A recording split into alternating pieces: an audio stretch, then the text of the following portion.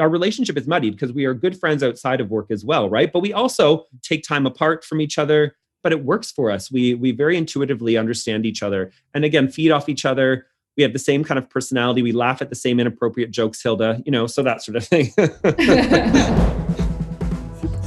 From Sixth Story, I'm your producer, Diana Hong, and you're listening to Rev Up Your Potential with Hilda Gann, the show where we talk with an entrepreneur next door about the stories behind their success and the lessons they've learned along the way. I'd like to take a minute to thank you for joining us for the first season of the Rev Up Your Potential podcast. This will be the final episode of the season. We'll be back with more exciting guests and inspirational stories in the new year. Today's guests are the co-founders of CP Digital, a digital marketing agency located in Toronto. They are also the hosts of the 4 a.m. Report, a podcast about marketing and social media. In this conversation, they will talk about creating an environment that promotes creativity, how they were able to thrive as a partnership, why they went from being freelancers to starting their own agency, and so much more. So we hope you enjoy our conversation with Susan Diaz and Will Lamont. And from the team at Sixth Story and PeopleBright, we hope you have a spectacular holiday and Happy New Year. I have today with me Susan Diaz and Will Lamont from C+P Digital. Thank you for joining me today, Susan and Will. Thank you for having us, Hilda. We're excited to be here. I'm looking forward to our lively discussion, as I know your podcasts tend to be. So for those of the audience and listeners who don't know who you are, can you tell us a little bit about yourselves and your company? Sure. My name is Susan Diaz, and I'm the CEO and I guess the co-founder of C+P Digital. We're a digital marketing agency, and we focus on building pieces of infrastructure for people, like such as yourself with this podcast. That's an infrastructure piece. And, now as people go into more and more of a working virtually culture, that includes things like online event properties, video properties, a lot of written material. We, at our core, are a team of 8 people, a majority of whom are writers. So that's sort of our roots. And I think we made our way through things like advertising and broadcast and publishing to form this group of people. So that's sort of professional me. Along the way, I'd started as a freelancer, and I was doing a lot of writing, and we saw the need for something a little bit bigger. That's when I met Will, and the two of us started to find a lot of, let's call it exponential. Like if I did it and if he did it, it was good. When both of us got together, it was, so much better. So we tried to find more and more projects that were a match for the both of us and an extended team. And from there, it's built to where we are right now. So that's sort of the relationship there. On the personal front, I'm a mom. I have a 9-year-old. We're virtual schooling. So that's, all your guesses are right. It's like nothing I have ever signed up for in my life. So that's me, Hilda. And Will, tell us about you. Yeah, well, I think Susan explained how we came together quite nicely.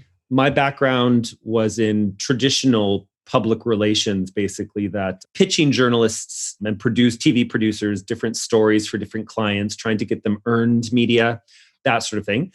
Have segued into the world of digital marketing, met Susan. We do co-host a podcast, as you mentioned, together, the 4 a.m. Report, which is probably one of our flagship properties, wouldn't you say, Susan? We've been doing it for over a year now, and we basically discuss those things that keep marketers, business owners, founders, the things that keep people up at night. The whole idea of the 4 a.m. Report is waking up in the middle of the night, stressed out about something related to work. And so our own personal pain, Hilda, became the idea for a podcast, which has been quite successful for us. So yeah, that's my journey to where I am today. And that's how I met you, obviously, because you were a guest on our podcast. So I started listening on to one of your webinars, which I thought, I could learn a little bit more about that. And then Susan and I met a few times at different venues, but never realized we really met until I saw a picture saying, I have been with this woman in a picture. So it's time to connect on a different level. Let's go back to your own kind of childhood, going through school. How did each of you decide that you wanted to get into the business of marketing and media? That's an interesting question. I think when I was younger, I was surrounded by a lot of writers, and they made it look really easy. I had one of my aunts was the editor of a magazine, another aunt worked in advertising. And growing up in India, you have a lot of fixed sort of paths that are placed before you and what is like a good, successful career for your future, etc. So it was either go into the quote unquote arts or go become a doctor or an engineer or one of those things. And I was like, oh, heck no, that's not me. No doctors and engineers are coming out of my brain. But the other path always felt attractive to me. So when the time came in school to pick what I wanted to do, obviously I went in the direction of the arts. I did study English literature. Not sure that necessarily made me a better writer, but it taught me to turn things in on a deadline, which I'm pretty decent at doing till today. But yeah, the writing sort of emerged as what for many years I thought was my top skill. So it made sense to find different jobs in that area. So even as early as being in university, I had a job as a radio jockey with the All India Radio, which is basically the CBC of India. And that paid a lot of my bills even before I'd finished with school. And so I think in many ways, it was just making that, Will has heard me wax profound about this 100 times, but it's making that zone of genius decision. It's like you tap into something that you're really good at. It comes to you easy. You have fun while you do it. And so you just do more of it. So that sort of was the background. Having said that, I went off and got a job in advertising at the very lowest levels of copywriter. I climbed up the ranks. I hated it. Moved to other parts of advertising, which involved more planning and account management. And then I ditched all of it and went and joined a corporate because I wanted to learn how to communicate from the inside. So I did go a bit all over the map, but I feel like all of that prepared me for this, which is that I want to do this. I want to run, define, build something that is bigger than me or what someone can offer me in a job. When did that epiphany come that I want to do this, build this company? I presume that's what you meant. Mm-hmm. I think the first epiphany was when my daughter was born. Many women who run that's companies and have children will tell you that, where they'll tell you that when you suddenly have a child, you're like, listen, I don't want to live like this. I don't want to live in a way that splits my focus between two important things. And there's usually that moment where you're like, there's got to be a better way. So that's the moment when I had the there's got to be the better way. I'd love to tell you that I immediately started this company and everything was perfect, but that's not accurate. But that's not why I invited you. I have to hear the other side of the glowing side, but no, not so glowing side. Yeah. So I did actually make a little bit of an interlude into exploring other parts of myself, which was that when I was younger, I used to make chocolate with my mom. Mm-hmm. So I was like, maybe since I'm changing so much about my life and becoming a mom, I always said that I would have been the greatest chocolatier if I had the chance. And so I was like, do it now. So I tried for a few years. I even worked with like a chocolatier firm doing mass scale production so that I fully understand it for myself. But that was not it. That's not what I wanted to do. I was like, I think the entrepreneurial itch is calling, but this is not the solution.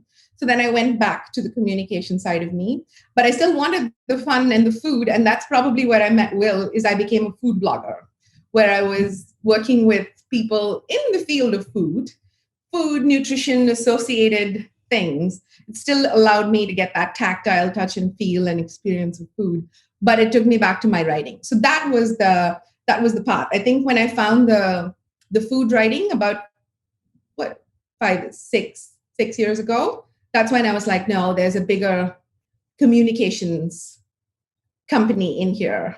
And to be perfectly honest, Will was a big catalyst. When I met Will, I was like, this is it, you and me. Let's let Will kind of talk about this kind of where you are now, let's Right. get caught up with Will. So Will, your journey, when did you decide that Mhm. writing and media relations was your cup of tea?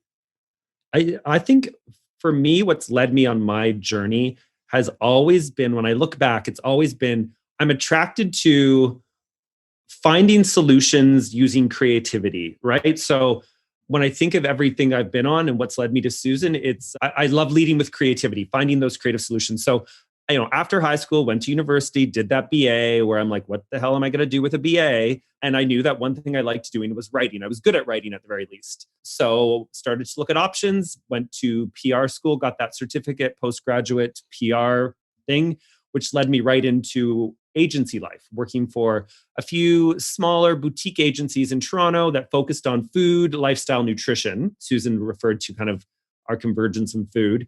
Did that for many years, worked on projects. One of my main clients for many years was Dairy Farmers of Canada. So promoted Canadian cheese, talked about milk and its health benefits, all aspects of that, recipes, that sort of thing. Then when I went freelance, not really knowing what my next step was going to be, that's when I met Susan through a friend and colleague, someone we both were working for, who had her own food and nutrition boutique agency. And Susan and I started working together. And that's when, kind of, I would say the rest is history. She was starting to do her own thing. I started to help her work on some projects. Again, she was very open to like, the sky's the limit with creativity. What can we do? And that's what's led us through the past few years. We'll try anything because we get excited about trying new things. And if they work, that just energizes us, and we lean in more to that sort of thing. So I think that's what unites us probably, Susan, like our desire to try anything. And What's the worst that could happen, yeah, right? yeah. Which I think is great for an entrepreneur and for a marketing agency too. It's like, throw me your problems, tell me your pain points. I love trying to solve them. Do you both have this like super creative gene, or does one of you do it and the other one can exponentially build on that? Are you like, I'm just trying to figure out. That's interesting. I think that neither of us will tell you that we have a super creative gene. And maybe because of having worked with agencies in which, like I said, that copywriter journey with many of the large agencies, any faith you have in your own creativity goes away, because you have to generate ideas on demand, and you never feel like you're good enough and stuff. I don't think either of us would say that. Although, to be fair, our job is super creative. Yeah. I feel like we bring out the best in each other. So it sounds a little cheesy, but there's like we call it the wall right behind me in the video version of this. There's a wall. It's a safe zone. You go, you write anything there. Someone else comes in, puts something else on along with it. And I think that culture of brainstorm and being able to talk to each other. And we have a team of like 6 people besides the 2 of us. I think that's what we try to build. It's like each of us has our own imposter syndrome things in which we're like, I don't know, I haven't won 200 awards at Cannes or whatever it is. But as a whole, this is pretty powerful, I think, is the way I'd say it. We fit little gaps. I think to build on what Susan's saying, Hilda, we have this relationship where, you hear that there is no bad idea. Of course there are bad ideas, but I mean, what we do is, always, Susan, I've got this idea. And even if at first she's resistant, if I'm passionate about it, it gets her going. And then all of a sudden she's like, oh yes, and then we could do this, and then we could do this. We very much build on each other's ideas and build each other up. And if she's really into something or I'm really into something, we will support each other and we will go for it. And that's this kind of relationship we have, I think, has made us very successful in certain areas because of that. I know it's interesting because when people look for partners, sometimes those relationships go sour, right? How did you come to create this very strong relationship? Because I know, Will, you said it several times, I've heard it now, and the rest is history. Well, I want to know what the rest of history is. You alluded, Susan, you said, and I met Will, and then we hit it off. So can you kind of bring back the spark that created this synergistic strong team?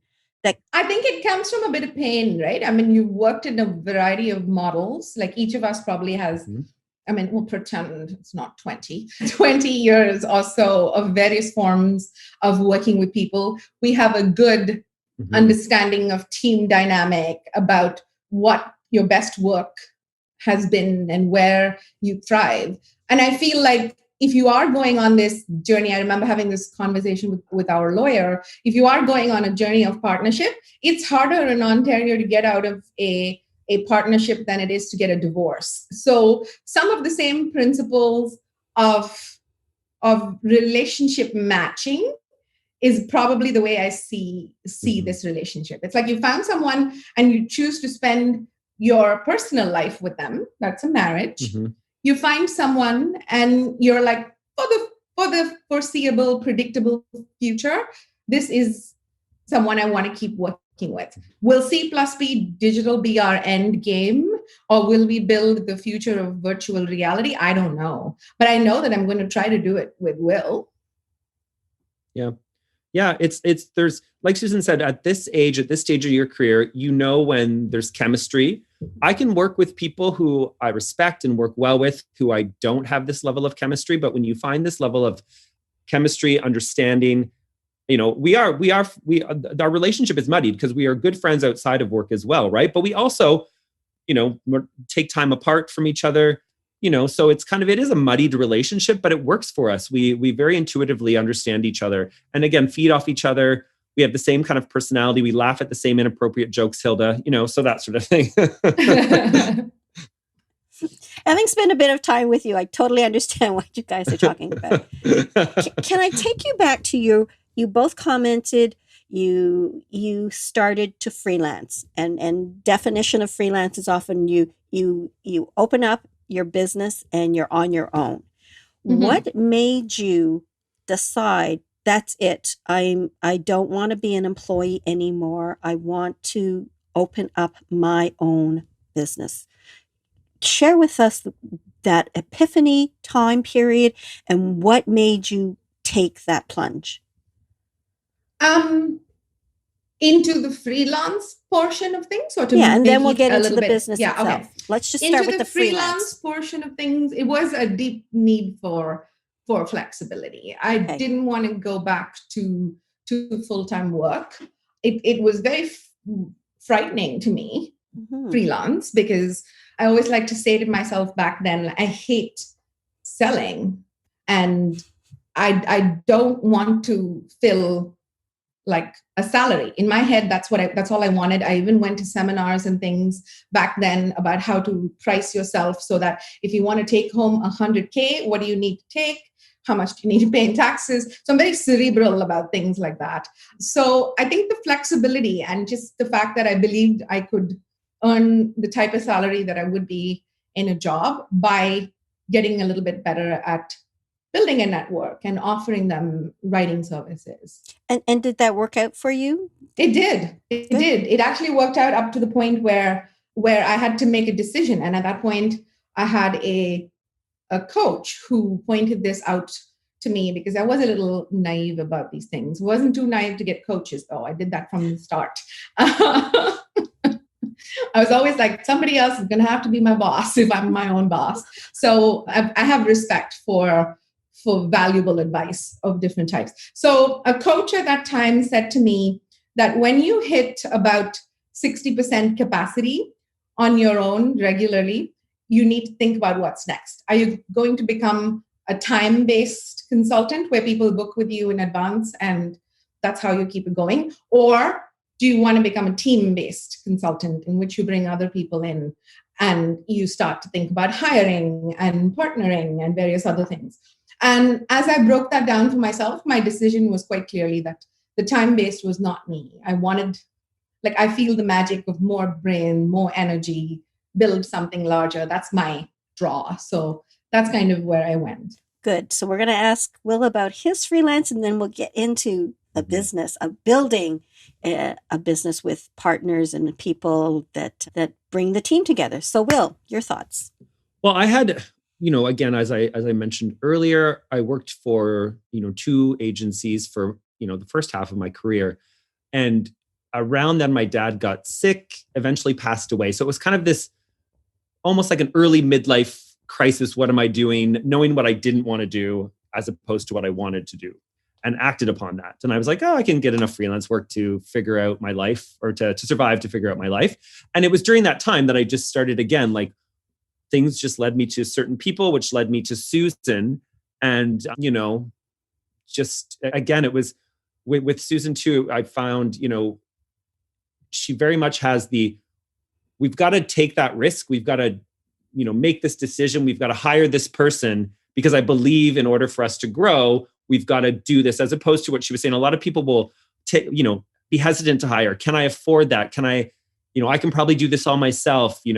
What's inspired me is that she really does believe in us and our team and our company. And that just swept me up in this, wonderful journey of, yeah, we can do this. And that's when I realized that this entrepreneurial spark in me, which I guess I've had all along, because again, I referred to that whole like looking to find solutions. I like to roll up my sleeves and get things done. I have no patience for that corporate culture where it's like, this is just my role and I will wait till this person does their role to then pass it to this person to do their role to then make it come back to me. Like any of that process, I get so impatient with. And, working with this team, it really is like, okay, you do this, I'll do this. I'm going to roll up my sleeves and get this done. And it's just this exciting time that we're experiencing at C+P. Cool. So now I'm taking you to that point where you said, okay, let's do this. We both want to have something that's more than just a freelance role, me doing one-off. We want to build on the synergies of each other and create something bigger. So what were some of those decisions you had to make right near the beginning, and share that experience with us? I think one of the first things was what Will briefly touched on there, which is the understanding that there's only so much you can do if you do all of it yourself. Mm-hmm. So I think from my perspective, I was certainly that champion of come with me on the lesser trodden route. Yeah.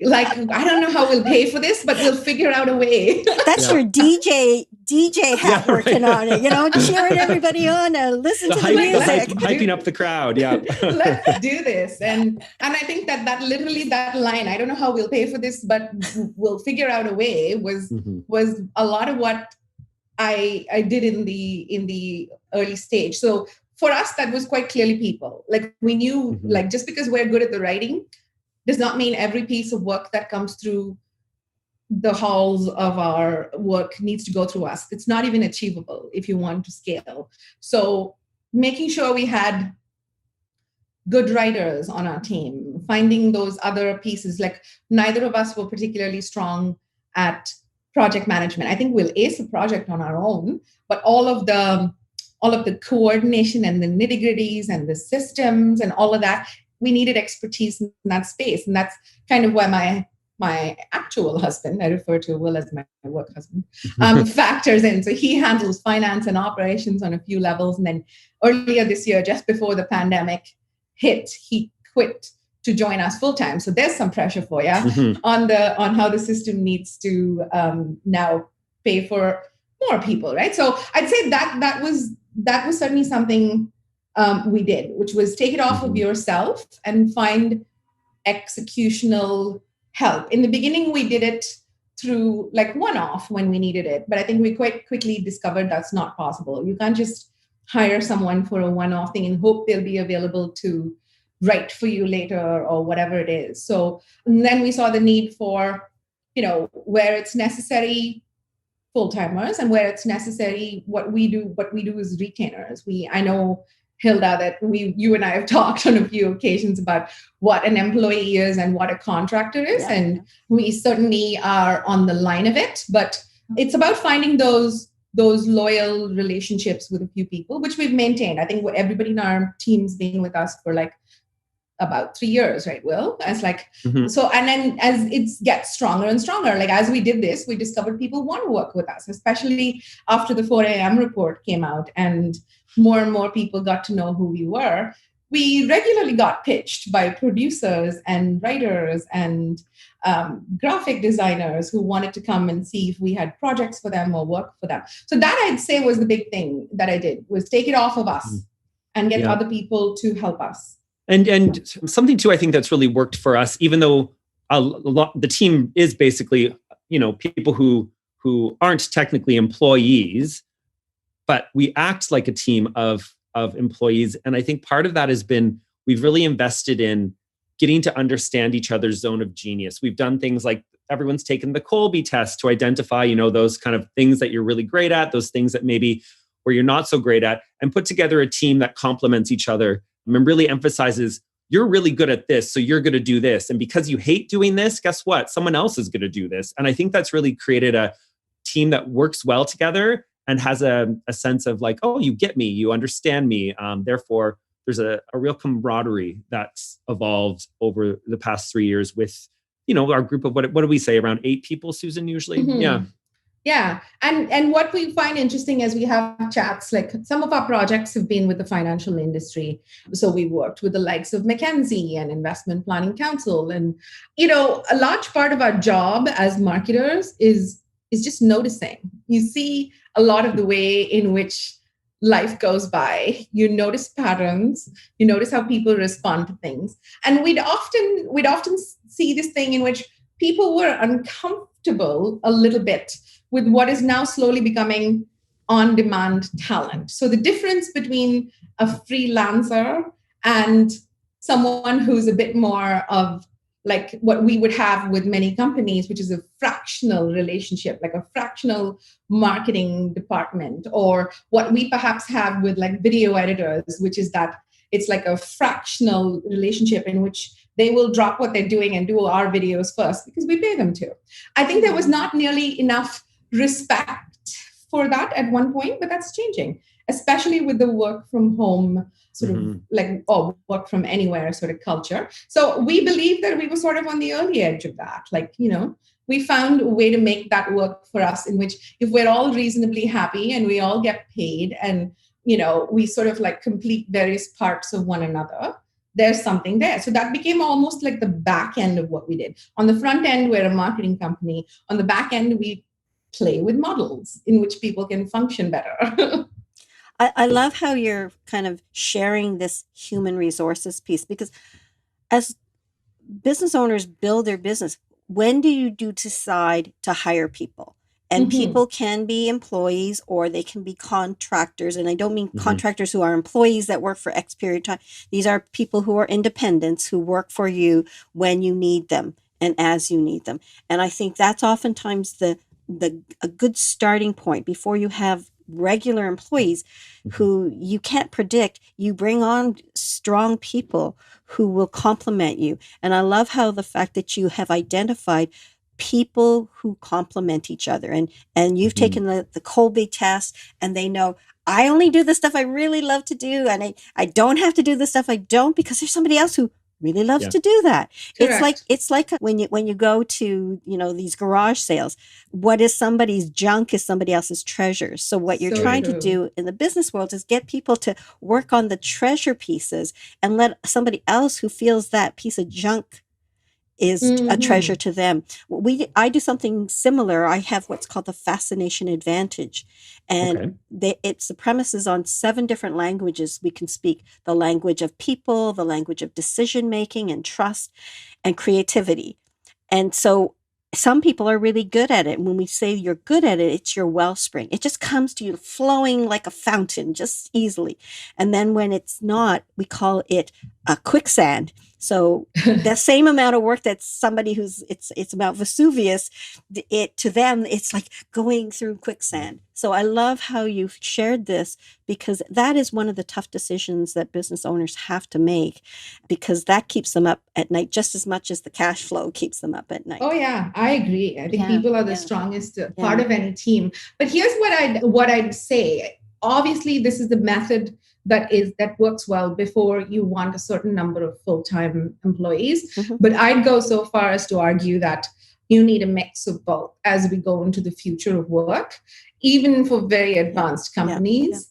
this is certainly something you want to think about, because, you know, innovation gets stalled because you have an existing structure that you're trying to stuff everything into. And sometimes just changing things around unblocks so much. Like we've seen that kind of impacts happen with, especially with the larger clients that we work with, where something that just wasn't important suddenly became important because the CEO said it was. And then everyone rushes to it. Yes. Versus, you know, if you do think about those situations in which you can bring in expertise, like on a short-term basis, there's so much you can do. Yes. Or even the idea of remote work. The fact that remote work policies were written on, we have examined these remote work situation and our policy is firm, we will not. You know, and these were like one company issued this in February 2020, only to turn around, you know, a month or so later saying we are going to start working remotely from home. And suddenly the unachievable, after much examination, became attainable and continues to this day for many, many organizations. So it's interesting how one can always think of something and get stalled because you narrow your focus. But then when you open your doors, that all of a sudden you look for the possible. So it's no longer impossible, but I am possible, you know, that saying. And I think that's what you two are trying to create. You look at things from that possible side. You share some of those struggles that you know, is there a journey, part of the journey where it really felt like there was a roadblock, and how did you overcome that? I can speak to the fact that funding is always a problem. Mm-hmm. You know, it's one thing to know how to find your client, bring them in the door. It does its thing. You build and scale slowly. But then you have more ideas, more infrastructure needs. It's not the easiest in the Canadian financial system to much as this year has been awesome. So I feel bad to say anything negative. I mean, the government has come through on many levels to keep small business alive. But before that, I mean, getting a meeting with the bank to honor the value of your intellectual property and provide funding towards that kind of thing is difficult. And even if you go down the equity route and try to do that, it's not the easiest either. So I feel like there's many small businesses that sort of stay in that lifestyle stage of things because the system itself is just not geared to see the possibilities. And it's not everyone who wants to fight the good fight, right? Many people are like, I need to take my salary home and I'm good. So that's certainly been challenging. I mean, like on the macro challenge level. On a micro challenge level, I think we, just like everyone else, we struggle to find our pace and, you know, how much do you work and how do you keep a balance and, you know, those kind of things is a constant talk. I mean, like we came up with a podcast about what keeps you up at night, but obviously came from being up at night a lot. Yeah. And something I would add too, that I think was a struggle for our first year when we, you know, started from the ground up, was coming up with those systems and those workflows that worked for senior level talent that all kind of, like we were saying, you know, are kind of independent workers all coming together to form this entity. Everybody's a little set in their ways. We don't have any company systems or processes set up. And if you were able to see Hilda on that wall back there at the very back, we literally drew out our client intake kind of process for, say, a small business client. But that took probably a year before we put that on the wall. We just kind of were winging it, putting things together, getting frustrated. Oh, why isn't this system working? And yeah, so I would say coming up with those company-wide systems, models, frameworks, which are very gratifying when you do come up with them. But it's that they were a struggle at times. That wall really has saved us on a number of occasions, Hilda. Who has the systems mind? Which one of you? Neither of us. That's neither of us. That's why there's a third partner. my husband, who's the systems and finance guy, and I say he has the hardest job because he has to live with me. But he has a systems mind. But I do think that what I do have, I like to say, is like a user experience designer mind. Yes, you do. So Yep. I know what I want it to do. Do I know how to follow the systems to get me there? No.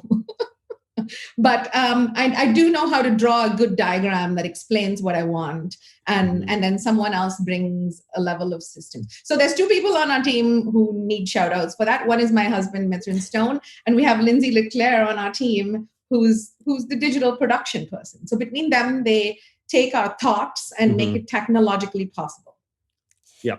Isn't it nice to take some part of the role of being the entrepreneur founder and just kind of cleave it off to somebody else to worry about? It's so good. Yep. I was like, life's too short to do that myself. And then when you find the one person who's like, what? Is that what you're going to drop? That's what I live for. It's even better.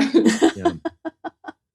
Yeah, I know. When we started our company, iTrans, the engineering company my husband and I had, he was the engineer. So his job was to bring in the business, right?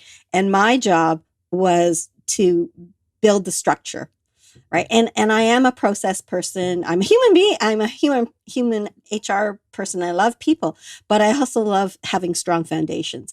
So I was the person that they would say, we want to do this. And then they would just leave it to me to make it happen, to lay the structure, whether it was payroll or legal or finance or HR. They just let me do my thing. So I felt a sense of gratification. But now that as an entrepreneur of my own company, you're starting out, I think, oh, I wish I could just build so I can just give this to somebody and give that to somebody else and whatnot. So it's hard when you first start out to kind of wear all those hats and be an expert and figure out what needs to be done and the systems, figuring out the systems of even how are all your people communicating effectively with each other, and where are they filing stuff so you can find it, right? Just yeah, really even something like as simple that. as that. Right. Oh, cool. So how have you evolved, and what kind of changes have you made from that early phase of starting? Like, how long did it get, first of all, how long did it take you to get to 8 people? Are you 8 people now today? Yeah, And I think it took us about 1.5 years to get to the 8 people. We were 4. We were 4, even back when it was just like, it was Will and I, one more person, then there was another. And then we stayed at that stage for a while. I'd say 1.5 years or so before we built up to this 8 people situation. And I don't see us changing that for a while, because that's a where solid we're at. foundation for you. That's right? a solid foundation. Yeah. And, I'd say that's how long it took. Okay. And how many years now are you guys in your business? We've been, I'd say 4.5 in total, Will, that we've been doing this together. I'd say I was doing this for about 1.5 years or so before I met Will's, but 6 years on this path for me. Yeah. How did you come up with the name? It was the name of my Digital. It was the name of my food blog. So when I registered the company, it was called Carrots and Peace, because I am not vegan, but I used to do a lot of vegan recipes and, peace. So that's what the food blog was called. And when I had to file the incorporation, I'd thought of everything else, but being a marketer, I hadn't thought about what I want to name it. I was sure it wasn't my name. So I just went with the blog's name. And then I guess we kept functioning like that, didn't we, Will, for a while? Yeah. Do you want to tell the embarrassing story of financial? Well, no, it was just when we started working for a few of the bigger financial clients that we've worked for, we were still Carrots and Peace, right? And so we would go in, and the person who had brought us in would introduce us to his colleagues and say, "This is Susan and Will from Carrots and Peace." And you can imagine in the stuffy, financial boardrooms when people look and go like peace man. And we're like, yep, Carrots and Peace. Or they would actually just say, "This is Susan and Will from blah, blah, blah." They would almost be embarrassed to introduce us as Carrots and Peace, because it did sound a little too hippie for the financial audience that was out there. So that's when we were like, maybe we should revisit that name, Susan? And so that became then, Carrots and Peace became a very digital sounding C+P digital. So that was the evolution. That's cool. Mm-hmm. Naming is often a fun kind of adventure. when I developed this last company, People Bright, this was my fourth, and my daughter said, "Are you going to keep the name of your last company, which was Developing People and Business Success?" Like, don't ask me why I came up with, I've tried to figure out so much. I thought, this is what I do. I want to help people develop, people and people success. So I said, yeah, I think I should change the name. It sounds like a vision or a mission statement, right? Yeah, Mom, you need to change it. so I love it. I've heard of carrots and peas, and I don't remember if it's in your bios or whatever, but I think I heard about it way before I heard about your Yay. company. Yes, I did. So, it's been really great for you to share some of your journey, your successes and your struggles, and really help us learn from you. And I really want to thank you for coming on the show today. How do people get a hold of you? I'm a LinkedIn fiend. I'm always on LinkedIn, Susan Diaz.